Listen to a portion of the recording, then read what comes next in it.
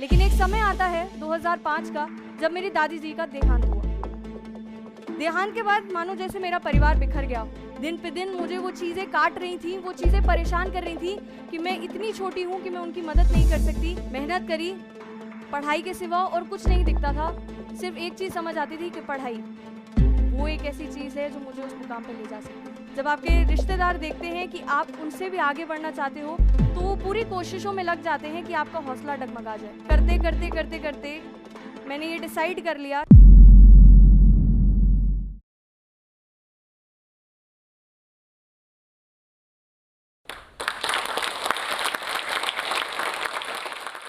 आप सभी को मेरा नमस्ते। मेरा नाम समीक्षा भाटिया है और मैं कानपुर उत्तर प्रदेश की रहने वाली हूँ। मेरी ज़िंदगी बहुत उतार चढ़ाव से भरी रही है, पर कभी मैंने उन उतार चढ़ाव को अपने ऊपर हावी नहीं होने दिया। मेरा हौसला इतना बुलंद था, मेरी हिम्मत इतनी पक्की थी।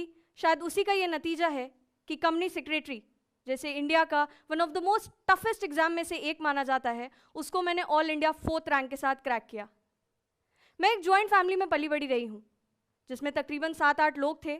बहुत लाड प्यार से रहते थे, मैं भी बहुत लाड प्यार से रही थी। लेकिन एक समय आता है 2005 का, जब मेरी दादी जी का देहांत हुआ। देहांत के बाद मानो जैसे मेरा परिवार बिखर गया हो।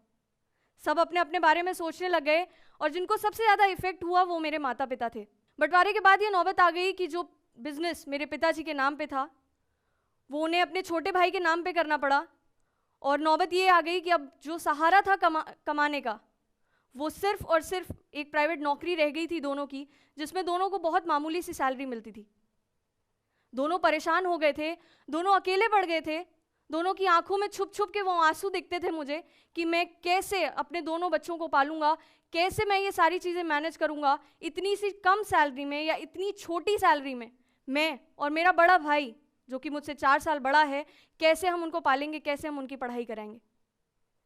इतनी छोटी सी उम्र में जहाँ बच्चे सोचते हैं कि हमें ये करना है, हम बड़े होकर वो करेंगे, वहाँ मैं अपने माता पिता को टूटते हुए देख रही थी। दिन पे दिन मुझे वो चीज़ें काट रही थी, वो चीज़ें परेशान कर रही थी कि मैं इतनी छोटी हूँ कि मैं उनकी मदद नहीं कर सकती, मैं उनके चेहरे पे वो मुस्कुराहट नहीं ला सकती। पर उसका ये नतीजा हुआ कि मेरे दिमाग में ये चीज़ बैठ गई कि हाँ, अब मुझे कुछ ऐसा करके दिखाना है, ऐसे मुकाम पे पहुँचना है जहाँ मैं उन्हें वो सारी चीज़ें दे सकूँ जिसका वो सपना देखते हैं, जिसकी वो चाहत करते हैं। और मुझे ये भी पता था कि इकलौती चीज़ जो ये सारी चीज़ें वो उनको दे सकती है, वो सिर्फ और सिर्फ मेरी पढ़ाई थी। उनको टूटता हुआ देख के मैं अपने आप को 2 राहों पे खड़ा हुआ देख रही थी। एक राह मेरे पास ये थी कि मैं उनको टूटता हुआ देख के मैं भी टूट जाती, मैं भी हिम्मत हार जाती कि अब तो मैं भी कुछ नहीं कर सकती, मैं भी उनकी मदद नहीं कर सकती। वो हार गए हैं, मैं भी हार जाती। और एक राह मेरे पास ये था कि मैं उन दोनों का हाथ पकड़ती, दोनों का हाथ पकड़ के एक एक कदम चल के उन्हें एक ऐसे मुकाम पे ले जाती जहां वो दोनों अपने पैरों पे खड़े हो सकते थे। खुद से बातें करती थी, आंखों के सामने उनका चेहरा दिखता था, तब ये पक्का कर लिया कि नहीं, खुद से पहले उनको देखना है। जहां बच्चे अपने माँ बाप की वजह से अपने पैरों पे खड़े होते हैं, आज मैं एक ऐसी बेटी हूँ जिसके कंधे पे जिम्मेदारी है अपने माँ बाप को उनके पैरों पे खड़े करने की। पैसे ख़त्म हो चुके थे, सैलरी थी नहीं, फिर भी कहीं ना कहीं से इकट्ठा करके उन्होंने घर बनाया। भले ही टूटा फूटा था, उतना पक्का नहीं था, लेकिन घर था। मैंने कभी ये नहीं सोचा कि आम बच्चों को जो बहुत सारी सहूलतें मिलती हैं पढ़ने के लिए, वो मेरे पास नहीं है। मैंने कभी इस चीज़ पे ध्यान नहीं दिया कि कौन सी चीज़ मेरे पास नहीं है। सोचने के लिए मेरे पास ये था कि हाँ, मेरे पास क्या है और मैं उस चीज़ को कैसे यूज़ कर सकती हूँ। पिताजी को काफ़ी समय बात करते हुए सुना था कि चार्टर्ड अकाउंटेंसी का कोर्स एक ऐसा है जिससे आगे जाके आपको सब कुछ मिल जाता है। थोड़े साल की मेहनत होती है और आगे जाके आप वो सारी चीज़ें हासिल कर लेते हो। जानने लग गई, पहचानने लग गई, ढूंढने लग गई कि चार्टर्ड अकाउंटेंसी का कोर्स होता क्या है। उसी दिन की बात है, मेरे टीचर से मेरी बात हुई। उन्होंने मुझे कहा, बेटा चार्टर्ड अकाउंटेंसी में तुम्हें बहुत टाइम लगेगा, तुम्हें ट्रेनिंग वगैरह करनी पड़ेगी और तुम लटक जाओगे, तुम बीच में अटक जाओगे, तुम्हारे पास आगे जाने का ना कोई रास्ता होगा, ना तुम पीछे जा पाओगे ना तुम आगे जा पाओगे। उससे बेटर है तुम कंपनी सेक्रेटरी के लिए जाओ। एक नया शब्द मेरे सामने आया, मुझे नहीं पता था कि होता क्या है, क्योंकि आज तक कभी मैंने इसके बारे में जाना नहीं था, मेरे घर में किसी ने कराया नहीं था।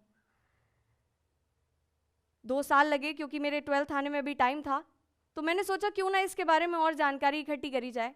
जानकारी इकट्ठी करी, देखा क्या होता है, क्या दे सकता है, मुझे कितनी मेहनत करनी पड़ेगी, क्या करना होगा। करते करते करते करते मैंने ये डिसाइड कर लिया कि हाँ, अब मुझे कंपनी सेक्रेटरी करना है। पता नहीं क्या ऐसी चीज़ थी जिसने मुझे रोक के रख लिया उसकी तरफ कि हाँ, कंपनी सेक्रेटरी ही करो, यही तुम्हें वो सारी चीज़ें दे सकता है जिसकी तुम चाह करती आई हो। जब मैंने अपने माता पिता को बताया कि हाँ, मुझे कंपनी सेक्रेटरी का कोर्स करना है, तो उन्होंने मुझे एक सलाह दी कि बेटा, अभी तुम्हारा 12th आने वाला है, देखो उसकी तरफ, आगे तुम जो करोगी हम तुम्हारे साथ हैं। 12th आया, मेहनत करी, पढ़ाई के सिवा और कुछ नहीं दिखता था, सिर्फ एक चीज़ समझ आती थी कि पढ़ाई वो एक ऐसी चीज़ है जो मुझे उस मुकाम पे ले जा सकती है।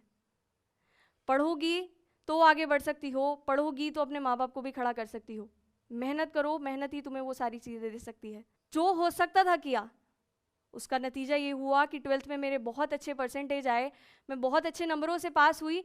और उससे भी ज़्यादा खुशी की बात ये थी कि उन अच्छे नंबरों से पास होने से मुझे 30,000 रुपये की कुछ रकम मिली थी, जिसको हम आज की डेट में स्कॉलरशिप बोलते हैं।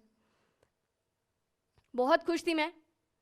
जहाँ 12th के रिजल्ट आने की खुशी तो थी, पर उससे ज़्यादा खुशी मुझे ये थी कि हाँ, मुझे वो 30,000 रुपये मिले हैं जिससे मैं अपने पिताजी की हेल्प कर सकती हूँ। 12th निकला, बच्चे बहुत खुश थे, बच्चे डिसाइड कर रहे थे कि हाँ, मुझे इतने बड़े कॉलेज में जाना है। मेरे दोस्त थे कि हाँ, मुझे कानपुर से बाहर जाना है।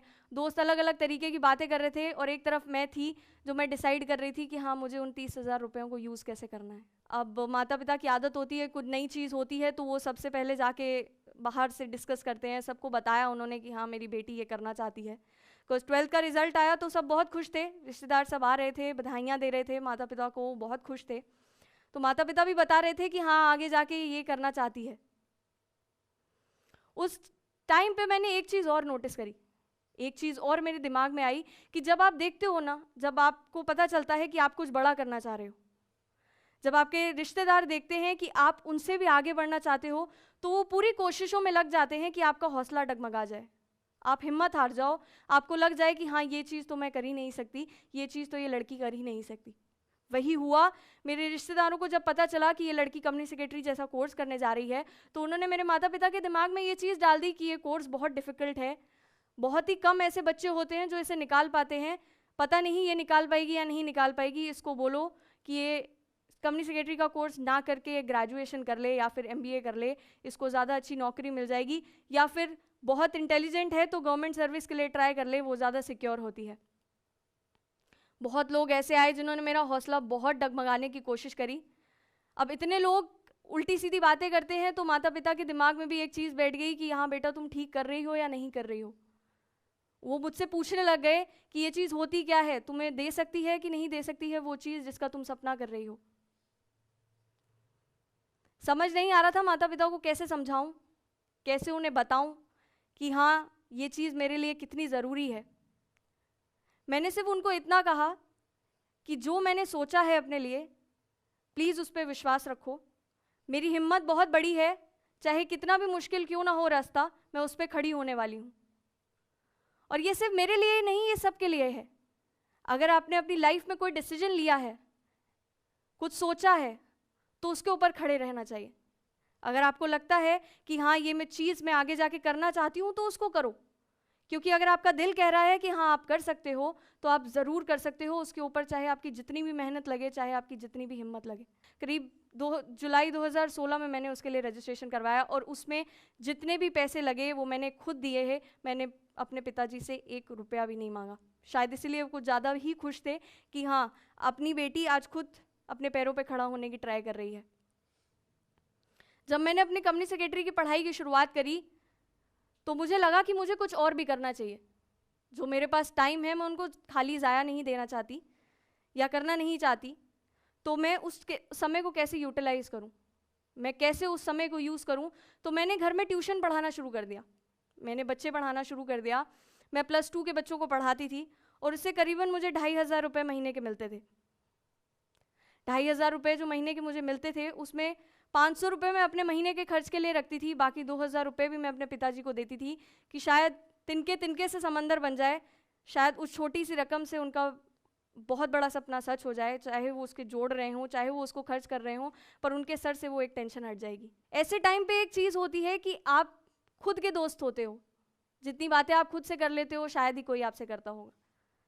खुद को समझाया, खुद से बात करी, हिम्मत फिर प्रबल हुई, हिम्मत फिर बढ़ी और डिसाइड किया कि हाँ CS एग्जीक्यूटिव करना है, भले ही चाहे जितनी मेहनत लगे करना है।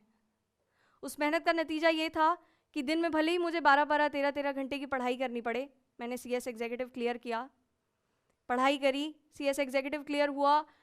सबसे बड़ी बात ये थी कि पूरे कानपुर शहर में करीबन 400-450 बच्चों ने इस चीज़ को अटेम्प्ट किया था, उसमें से सिर्फ 3 बच्चे पास हुए थे, जिसमें से खुशनसीब मैं भी थी।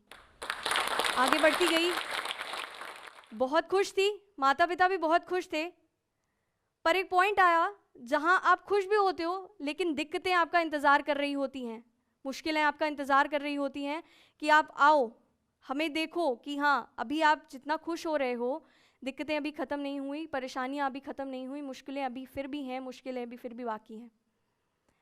हुआ यही, 3 बच्चे सिर्फ कानपुर से पास हुए थे, तो जितनी भी कोचिंग थी उन्होंने पढ़ाने से मना कर दिया था। वो कह रहे थे कि हम बैचेस ही नहीं बना सकते। फिर अकेली पड़ गई थी कि क्या करूं, 2 महीने 3 महीने कैसे कैसे काटूंगी। बहुत बातें करी, बहुत रिक्वेस्ट करी, बट फिर भी वो तैयार नहीं हो रहे थे। 2 महीने कुछ ऐसे ही निकल गए, समझ नहीं आ रहा था कि क्या करूं। धीरे धीरे करके फिर दोस्तों से बातें करनी शुरू करी, फ़ोन करने शुरू किए, क्योंकि ऐसा एक कोर्स था, ऐसी एक स्टेज थी जहां मैं कोई भी रिस्क ले नहीं सकती थी, कोई भी ऐसी चीज़ मैं ले नहीं सकती थी जिससे मैं डगमगा जाऊं, जिससे मैं टूट जाऊं, जिससे मेरी हिम्मत टूट जाए। मैं नहीं चाहती थी कि मेरा सपना मेरे बिल्कुल पास आते हुए मुझसे फिर दूर चला जाए। अभी मैं उसके बहुत पास हूँ, अगर मैंने थोड़ी सी मेहनत और कर ली तो शायद मैं उसको पा जाऊंगी। मैंने फ़ोन करने शुरू किए। अच्छी बात ये हुई कि मैंने शायद अपने दोस्तों में से 4-5 दोस्तों को इकट्ठा कर लिया। 4-5 दोस्तों को जब इकट्ठा किया तो कोचिंग में भी बात करी, क्लासेस में भी बात करी, और वो तैयार हो गए। जून में मेरे एग्ज़ाम्स थे, नवंबर में आके मेरी कोचिंग से स्टार्ट हुई। एक्चुअली में पढ़ना स्टार्ट हुआ जो सितंबर और अक्टूबर का महीना था, क्योंकि अगस्त में मेरा रिज़ल्ट आया था, वो पूरी तरीके से मेरे वेस्ट हो चुके थे। अगेन 2 राहें थे, मैं ऐसे 2 राहें पे खड़ी थी कि मैं क्या करूं। या तो मैं उन 6 महीने का इंतज़ार कर सकती थी, या मैं अगेन अपनी हिम्मत को दोबारा प्रबल करके मैं ये डिसाइड कर लेती कि हाँ मुझे ये कोर्स ख़त्म करना है और इन्हीं 5 महीनों में ख़त्म करना है, चाहे कुछ भी हो जाए। जो रजिस्ट्रेशन की फ़ीस थी वो तो मैंने अपने 30,000 रुपये में से दे दी थी, बट जो क्लासेस की फ़ीस थी जो फिर भी बाकी थी वो मैं कहाँ से लाती, मैं भी परेशान हो चुकी थी। पता चला कि हाँ कुछ सेविंग्स बचा के मैंने रखी हुई हैं जो मैं बच्चे पढ़ा रही थी उनसे। पिताजी ने भी कहा हाँ मेरे पास भी मेरी कुछ सेविंग्स हैं, इकट्ठा किए, बट वो इकट्ठा भी उतने नहीं थे जितने मेरी क्लासेस के लिए हो जाते। तो मैंने अपनी क्लासेस में बात करी, शायद किस्मत अच्छी थी और सपने के लिए हिम्मत कुछ ज़्यादा बड़ी थी, तो सारी दिक्कतें भी धीरे धीरे कम होना शुरू हो गई। क्लासेस भी तैयार हो गई कि आप जितने पैसे हैं आप हमें इंस्टॉलमेंट में देने के लिए शुरू हो जाओ, इंस्टॉलमेंट में दे दो, 2 या 3 महीने में दे दो, आप हमें कोई दिक्कत नहीं है। मैंने किसी चीज़ के बारे में भी सोचा नहीं, सिर्फ दिमाग में इतनी चीज़ थी कि हाँ मेरी माँ कितनी चाहतों को मारते हुए आज तक आई है, मेरे पिताजी ने कितनी चाहतों को मारा है, कितनी ऐसी चीज़ें थी जो उनको चाहिए थी पर उन्होंने सब छोड़ दी सिर्फ हमारी पढ़ाई के लिए। मम्मी को कितनी सारी ऐसी चीज़ें थी जो चाहिए थी पर उन्होंने अपनी सारी चाहतों को मार दिया सिर्फ मेरे लिए। मेहनत करती चली गई, एग्ज़ाम आए, हाँ थोड़ी मेहनत थी, जो 13 घंटे में पढ़ती थी वो बढ़ के अब 15 से 16 घंटे हो गए थे, बट कभी मैंने इस चीज़ पे ध्यान नहीं दिया।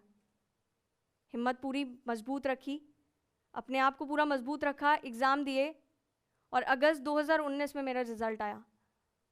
जब मैंने वो रिज़ल्ट देखा तो मुझे खुद भी विश्वास नहीं हुआ कि हाँ मैंने ये चीज़ कर दिखाई है। मैंने देखा कि मैंने पूरे 9 के 9 सब्जेक्ट एक अटेम्प्ट में क्लियर किए हैं और साथ ही साथ मैंने ऑल इंडिया 4th रैंक भी क्रैक करी है। और पूरे कानपुर में सिर्फ 3 बच्चे थे, पूरे भारत में सिर्फ 11 बच्चे थे जिसमें से मैंने 4थी रैंक पाई है।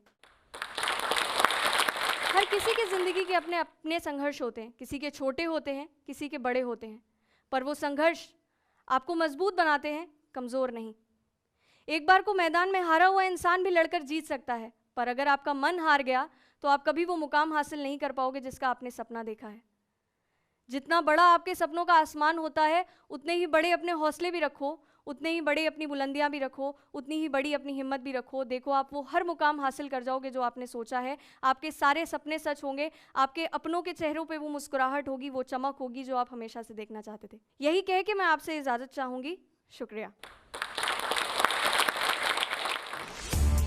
इस वीडियो के बारे में अपनी राय नीचे कमेंट सेक्शन में हमें बताएं और अपने दोस्तों के साथ ये वीडियो शेयर करना ना भूलें।